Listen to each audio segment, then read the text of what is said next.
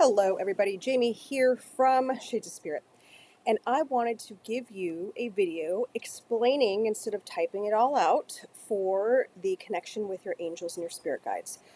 The video is to show you and to be able to make a personal contact with you regarding connecting with your angels and your guides. Now, I've been teaching this class for years and years and years. And the one trick that I always have up my sleeve is energy, right? If we can align ourselves in the energy of our spirit guides, the angelic entities that I believe come into our soul's creation, however that looks to each of you, and if we can understand the energy that is the vibrating frequency of the angelic realm, the spirit realm, lower realms, higher realms, then we're going to be able to better figure out when our angels and guides are coming in to give us a message or giving us a sign or trying to direct us away from something or towards something. And so the easiest way that we can do that is you have chakras on your palms, okay? First thing you're going to do is you're going to activate those chakras, clear off any energy. As we're doing this, you can close your eyes, you can leave your eyes open. And what I do is that I invite in my angels and my spirit guides. I put the intention out that this is a session of connection with them.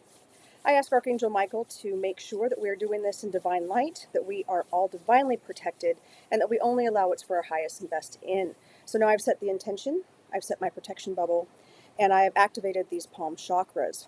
So the easiest thing you can do, we all have these laying around the house still. I can't believe we do, but we do. Penny and dime, okay?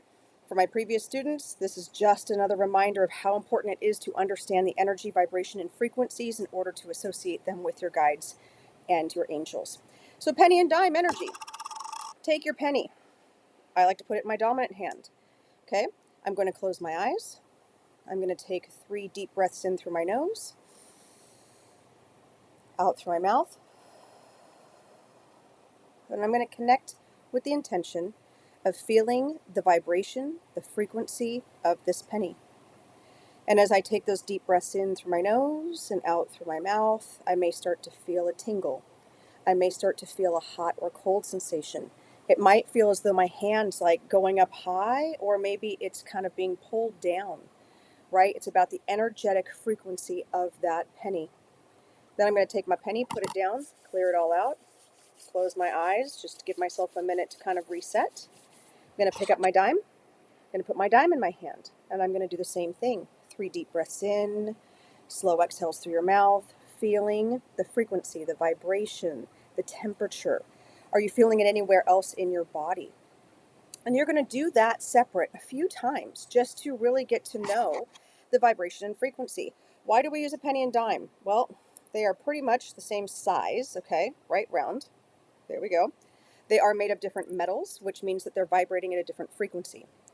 Once you do that, then you're going to take them in your hand. First, clear that energy out, set the intention that you are going to want to know which is the penny and which is the dime. And you're going to shake them in your hand, okay? They're also about the same weight, which makes this a very reliable and valuable practice. You're going to separate them into your palms of your hands. Lightly close your hands. I like to do this with my eyes closed. Some people like to do it with their eyes open. And I'm going to ask my guides to come in and to help me figure out which one's the penny and which one's the dime.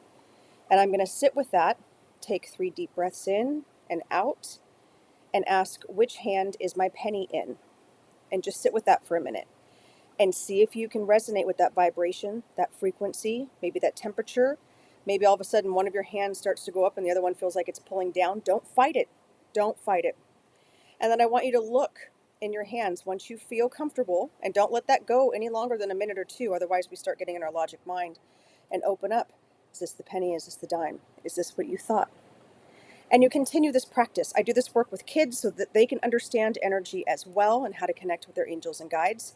And then what you're going to do is you are going to associate one of these with your spirit guides and one of these with your angels, depending on how that resonates with you.